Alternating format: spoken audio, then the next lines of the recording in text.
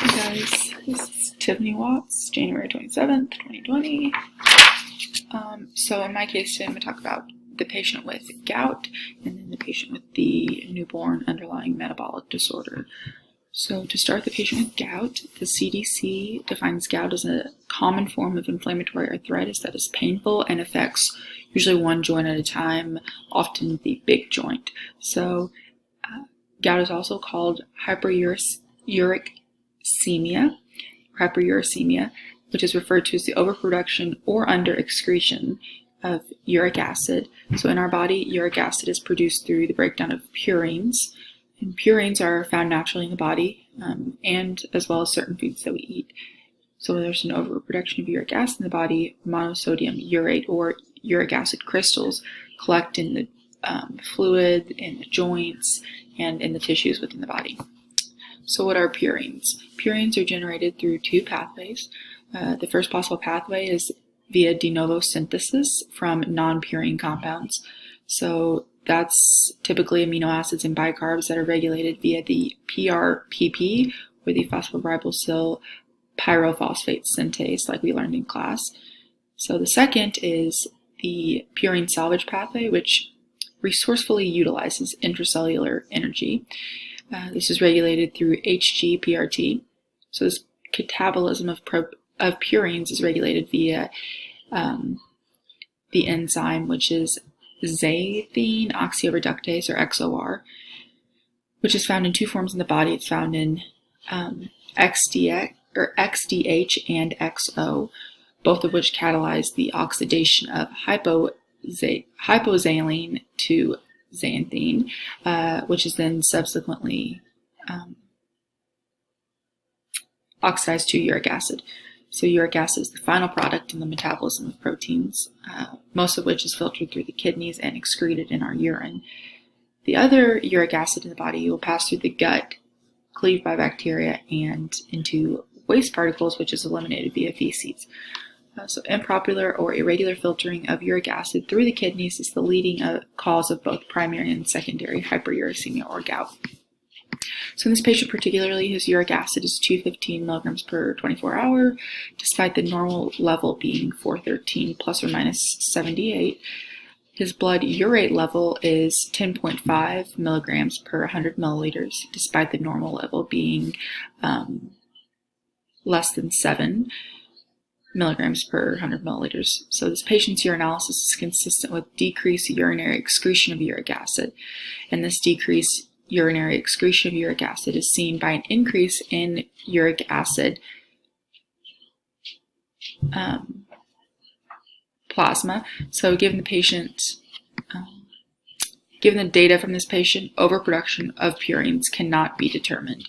So if a patient was suffering from overproduction of purines, other lab values would be needed to determine this, such as kidney function, to exclude other etiologies such as kidney stones or kidney infection. Research in 2014 on these metabolic disorders found that kidney stones with uric acid can be treated with allopurinol to inhibit the production of uric acid. Kidney stones that are made mostly of xylene and oxypurinol may indicate the dose of allopurinol is too high, which is important to consider. Given the information we learned so far in this class, decreased salvage of purines doesn't correctly correlate with an increase in the endogenous purine levels. In order to determine if a patient is suffering from a decrease in purine salvage, further testing, such as a possible lumbar puncture to extract CSF fluids, would be indicated. So the same research in 2014 found that a deficiency ultimately results in accumulation of bodily fluids such as CSF, which is the cerebrospinal fluid, and urine due to the decrease in salvage of two enzyme substrates, which are SAICA riboside and succinyladenosine. So that's okay. According to this research done in 2017, April, chronic hyperuricemia is an independent risk factor for hypertension, metabolic syndrome, and other cardiovascular diseases. So it's also been suggested that 3 times high levels of uric acid are linked to an increase in adipose tissue formation.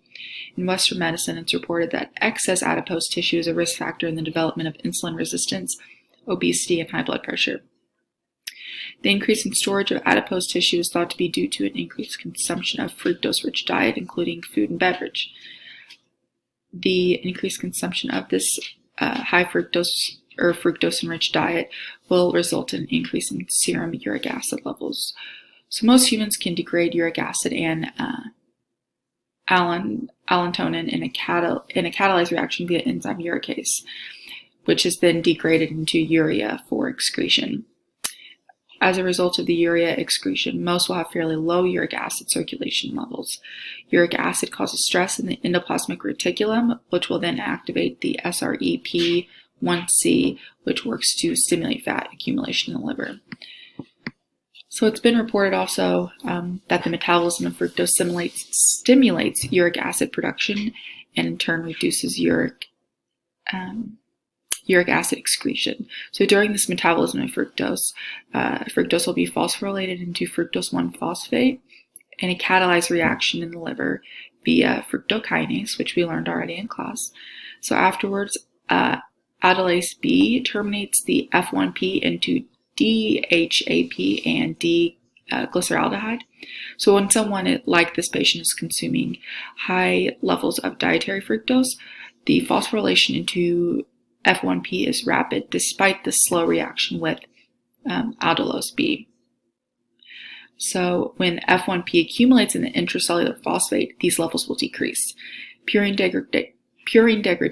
The purine degradation produces uric acid and generates mitochondrial oxidants. So these mitochondrial oxidative stress that the body is going through will induce inhibition of aconitase with the accumulation of citrate, stimulation of ATP, citrate lysase, and fatty acid synthetase.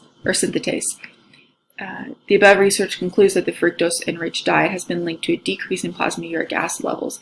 This decrease in plasma uric acid levels due to a restricted fructose diet will decrease the probability of gout flares in this affected patient.